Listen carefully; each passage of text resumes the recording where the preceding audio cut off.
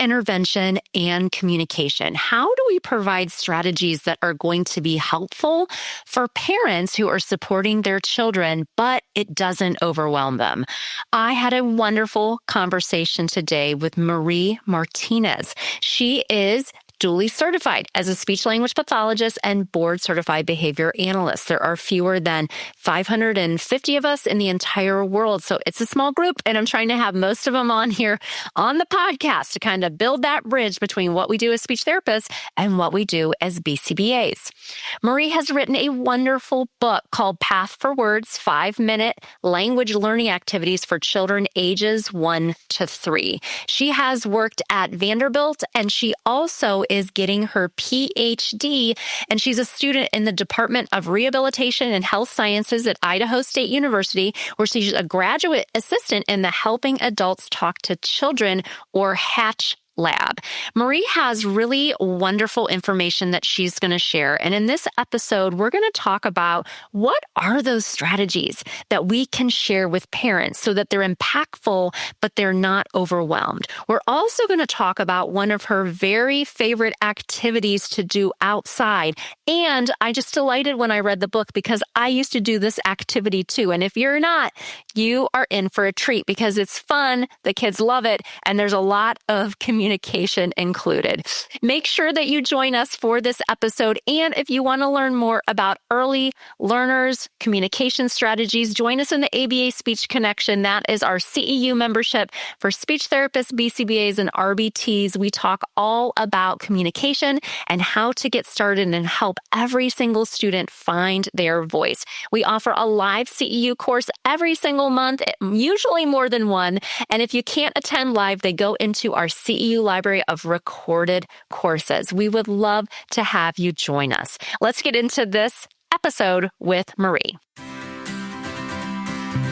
I'm Rose Griffin, a speech therapist, board-certified behavior analyst, and founder of ABA Speech. It wasn't all that long ago that I felt overwhelmed by providing therapy for my autistic students and any students who were not yet speaking. Fast forward through many doubts, tears, research, and courses, and you will see the framework that I use today and share with over 60,000 readers weekly. One that will help you support your students and feel more confident in the process.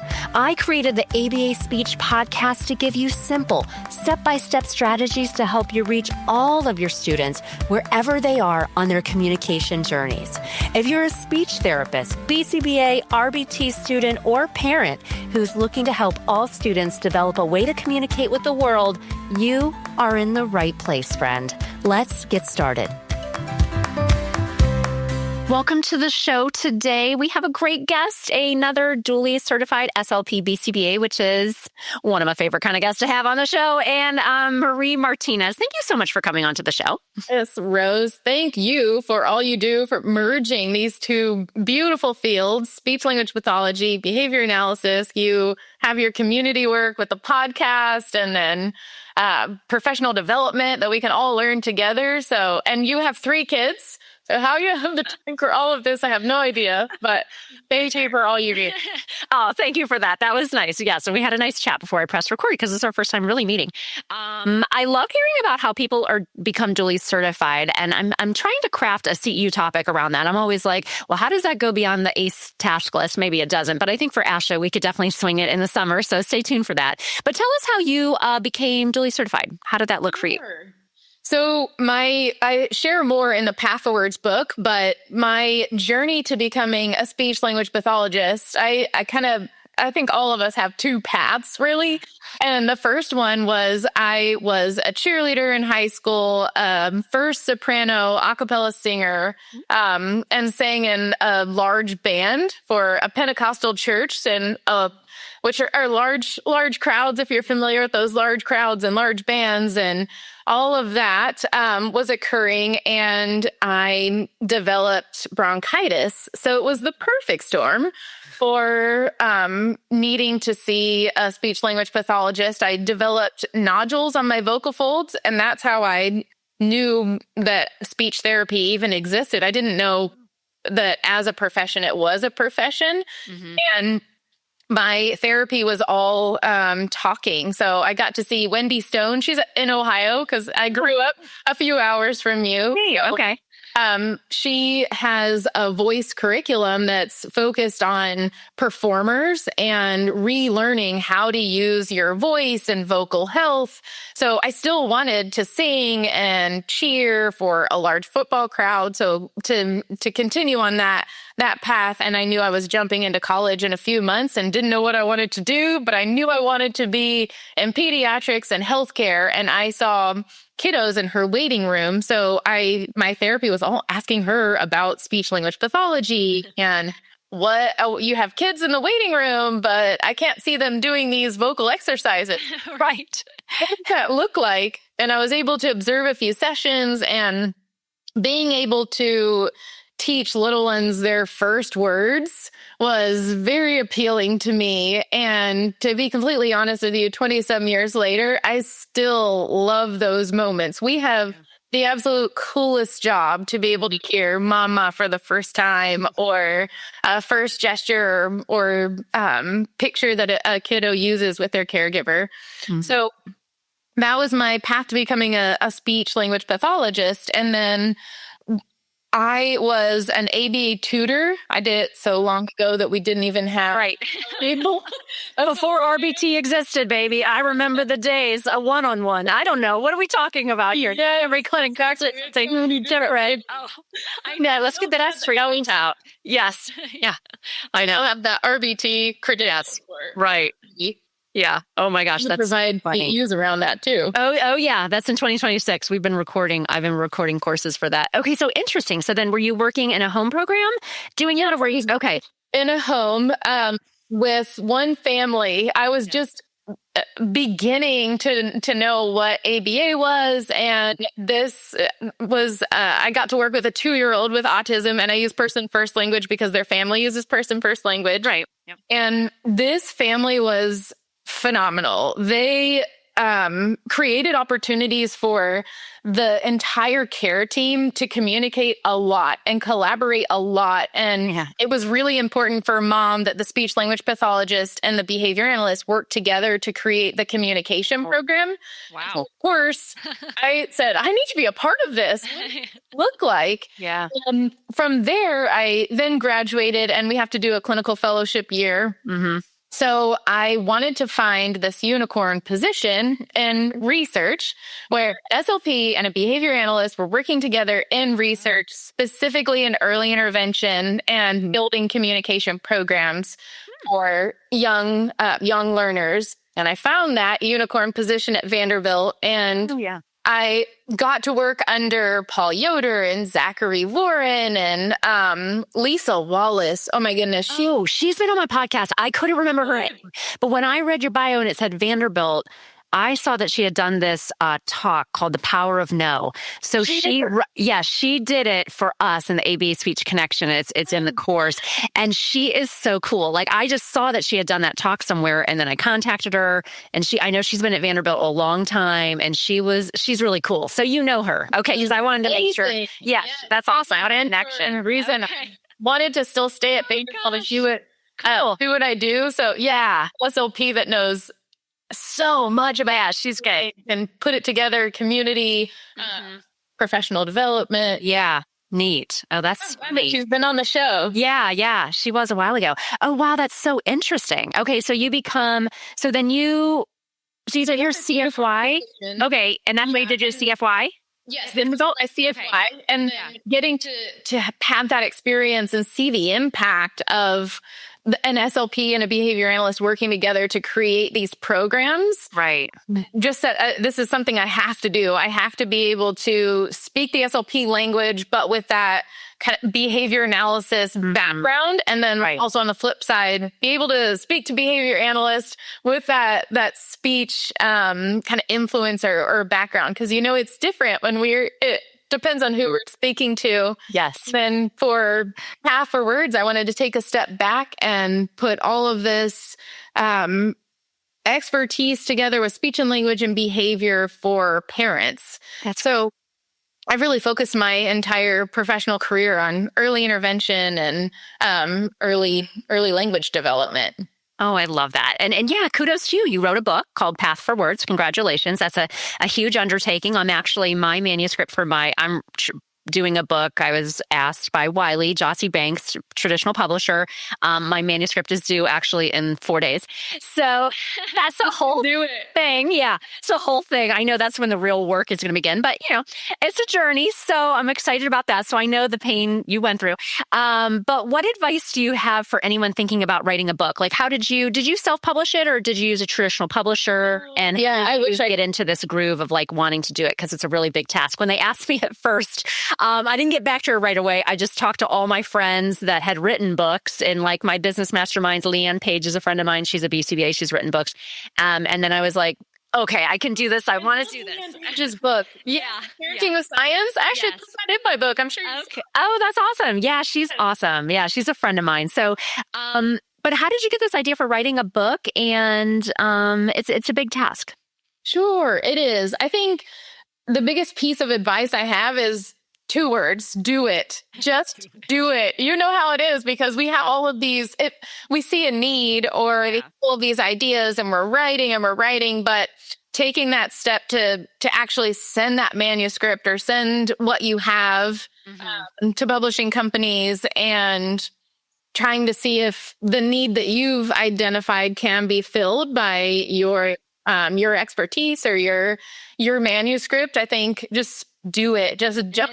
It was so hard for me to leave my amazing position and my colleagues and the families I was working with, but I kept seeing this need over and over in clinic and then community. If parents had access to understanding their child's speech and language development and in these toddler years, our conversations when they come to me in clinic would be completely different. And understanding behavior as communication and navigating these toddler years and understanding communication, filling that need. So yes, the biggest piece of advice, just do it. Just identify that need and just do it. Yeah, that's awesome. I love that. So in the book, you say we need to focus on improving the quality of the time that we have together rather than trying to find more time in the day, which resonated with me as a parent. Have you worked with many parents who feel overwhelmed and aren't sure how to help their children with communication?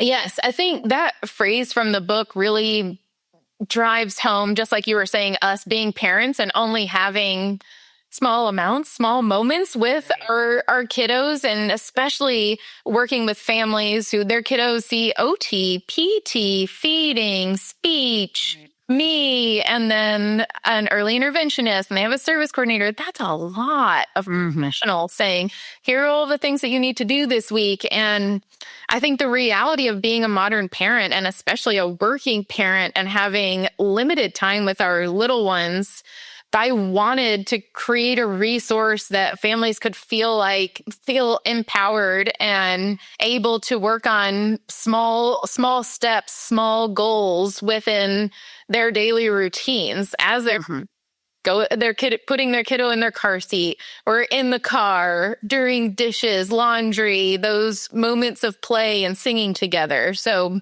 having that opportunity to capitalize on those moments. Yeah, and I have a course that I've done. Nakia Dower said it's my favorite course once because she always posts when Julie Certified people present, and I do this one a lot. So there's a lot of graphics out there about it, but it's called The Power of Joint Attention. So I started this course 2 years ago, and it's 1 hour, but I've done it at conferences, keynotes, in the ABA Speech Connection.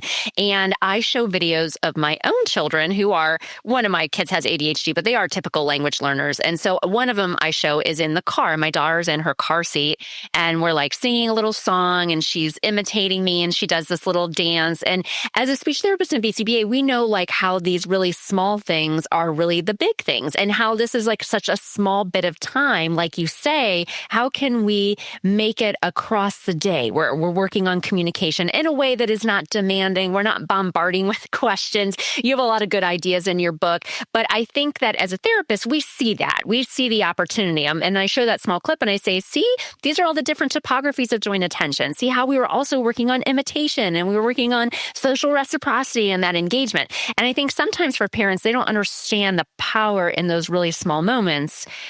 and until they're pointed out. They don't understand that those little moments are actually the really big things. It's not where we need to sit and we need to make you sit to read this book, or we need to, right? So I know I'm preaching to the choir here, but that's what you're trying to do in that book is like say like, look, see, communication happens all across the day. And these are things you can intentionally do, right? To capture that attention from your child to work on these things. Yeah.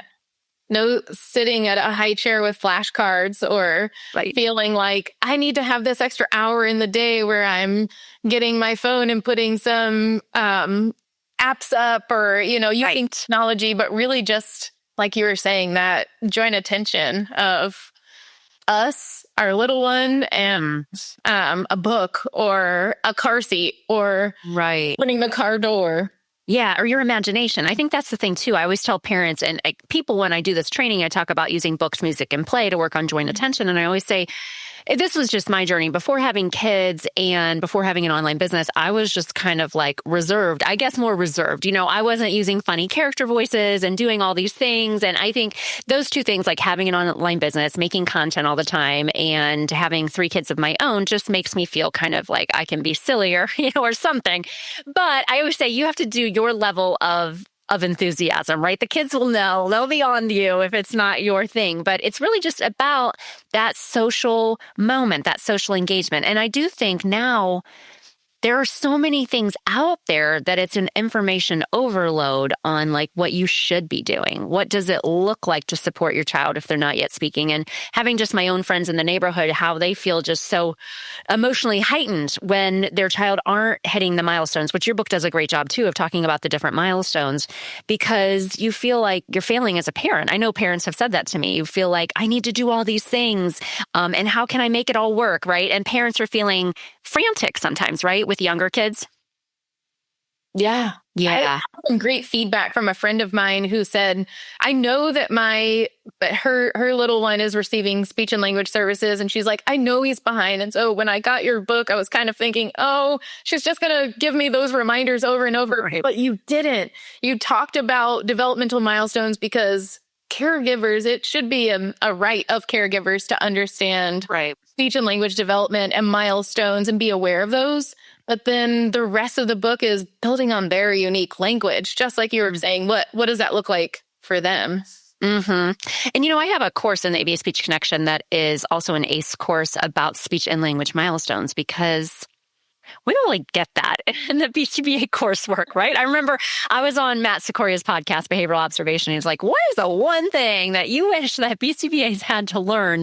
And I always have to demonstrate how we're going beyond the task list, but I don't know how you can help kids increase their socially significant behavior of communication if you don't know what the actual developmental milestones. We can't be relying on assessments that I love, like the VB MAP or the ABLES are, to say like, okay, where should we be with things? Because we have to have that background knowledge, right? So your book is great for that too, if you're a BCBA and you're wanting to learn more. Another thing you talk about in the book, which I think is really cool because I used to get asked about this a lot, is you talk about the exposure to different languages. I feel like just in this place where I've done international consults and things like that, people get really worked up about like, oh my gosh, the home language is not English and, our child's delayed and now I have to speak English at home. And I know that that's not correct, but can you speak to that a little bit? Because people get really frazzled about that too. Yes. So that chapter is really 2-part. One for monolingual families to explore other languages with their little ones and not be scared that if we start to teach them some ASL signs or expose them to other languages in our community, that's going to hinder their English development, but rather creating those opportunities as a family. And then also working with so many families, Spanish speaking in particular, who would come to me and say, hey, my SLP or my early interventionist is telling me I need to speak English to my little one who in early intervention because they're going to go to school and their therapies are in English. And for a lot of families, it's siblings that are the only ones speaking English in the home. And so I get really passionate about it. I can feel goosebumps coming on because if we're as providers saying, oh, you shouldn't speak your home language to your little one. As a mom, that gets me worked up too, right? Because we need to be able to create, as providers, let families know that they they still can create relationships with their little ones and should speak the language of their home with their little one regularly, especially a language that gives them access to building bonding with mom and bonding with dad and bonding with grandma. So really two-part. One for providers reading the text, because I've had a lot of providers reach out and say, oh, I want to learn more about speech and language, and so an opportunity for them to know that when we're working with families who don't speak English as their first language, that we're giving good sound recommendations that are based in research, especially for autistic populations too. We have great research that says teaching them learning their home language doesn't decrease their ability to learn English. Yes, I think that's so important. And I can feel your passion in that too. And I think it's just so important. So please don't spread misinformation, or if you hear that, please know that it's not right. But I like that your book reinforces that, because I lived in Austin, Texas for 3 years. So we had, I think I had an SLPA that she was bilingual. And so we had a lot of people who were obviously speaking Spanish in that area. And it was just something that I used to talk about a lot back in the day, but it's something that's just so important. And we would never want to spread information. I know that you're dually certified and you love science just as much as I do. So yay. And so your book talks about a lot of really tangible strategies that we can use. And your book set up into different sections of this area, and we could work on language or communication in this way, which I love. One of the areas that you talk about is one of my very favorite areas, which is outside play. And I love that so much. I think in that chapter, you talk about setting up obstacle courses and just things that I've done in therapy too, which I thought was so cool. So it's important for our students to have that outside time. Can you share 2 activities that parents and professionals could use to work on communication in this setting? Sure. I think one is just the act of going outside first, which can be this communication board that has a swing, a slide, obstacle course, bubbles, whatever that means for that particular kiddo. So creating the communication learning opportunity of where are we headed. And then that obstacle course, setting up an obstacle course. There's so many communication opportunities. Should these stepping stones go? Where should we go under, or should we go on top of this? And then obstacle courses kind of double as that. I've worked with a lot of kiddos who had sleep goals as well. Okay. Putting their body and their energy and that 30 minutes of exercise that we're supposed to get, having that opportunity where we're doubling of talking about our obstacle course, and then imitation around the obstacle course, and getting that energy out. I love that. And when I worked at one of my good friends owns a non-public program here, and I would go into the OT gym, and I had a good relationship with them, and I would borrow a lot of their things. And it was summer school. So they went to school all year round, very specialized program. But that was one of my very best things, is we just did an obstacle course. And there's so much communication that can happen there. And sometimes you don't realize it. It's these little things that you set up. And I know you're creative in your therapy too, because just reading your book, I was like, yeah, these are all great ideas. These are things that I've done. So it reinforced my behavior, which I appreciate. If someone listening wants to help parents support their child's communication, what are ways that we can do that so parents feel empowered and not overwhelmed? Oh, yes. I love this question. So I worked with a great BCBA. She's a PhD, Alicia Stainbrook at Vanderbilt. And when I was getting into parent coaching, she gave me some really great advice. She said, when you're first meeting a family, ask them to share a routine that's going really well, that's a strength of theirs, and then also a routine that's challenging, so that you can build off of the strengths of the caregiver, and then also think about one little piece in that challenging routine that a parent can change, that can make that biggest impact, and for them feel empowered and in a routine where it's going really well and it's a strength of the family. Could be a song that they love, and we're teaching a caregiver how to incorporate gestures into that song, and a caregiver feeling that empowerment of, wow, I can just teach them to make an itsy bitsy spider or a sun, and they do that right after me. And then we get that back and forth, just like you're saying with your joint attention course. So those two pieces and building off of caregiver strengths in small ways can pay off in the long term. Obviously, building off of those small pieces and building off of the higher self-efficacy that parents now have, that empowerment of, I can do this. I've seen it work, and this challenging routine. I'm changing this one small piece, and now I get to see the impact. That's good. And I think that empowers professionals to ask those questions about what is challenging. I know that when I was younger, just talking with parents before I was a parent just always made me nervous. It's like, who am I to say? I don't know. You get out of school, you're 23, and then, you're doing therapy. I worked at a nursing home PRN, before I got into autism, and you just feel like, okay, now I'm the expert on all these things, but really we're just there to coach and help and support. So I think that when we're able to build that rapport with parents, and if they're able to share those things, that we can really dissect what's going on. And we as professionals might have a couple strategies, right? Like, oh, let's just add gestures there. I talk about that a lot too when I do songs, is using songs that have gestures, because a lot of our kids are not yet able to communicate verbally. And so a gesture imitation allows us to open up other ways they can participate. So I love that idea. Very cool. I think working with you would be great. I'm sure that you're helping so many parents to feel less overwhelmed, right? And empowered. So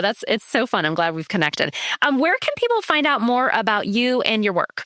Sure. So I'm on LinkedIn, Marie Martinez, and then Instagram, Path4Words. Path4words.com is our website. And I'll also be at ASHA this year presenting on my technical research and around family involvement in early intervention. So with my research, I'm working with the Idaho State University Hatch Lab, where the Helping Adults Talk to Children lab. So our research will be coming out, and we'll be talking about that at ASHA and the ATA conference. I do research with asynchronous technologies, which you do a lot of asynchronous work as well. And then also hopefully at ABAI next time. Oh, cool. Okay, well, great. Well, thank you so much for coming on the show. It was great to connect. Great to meet you, Rose.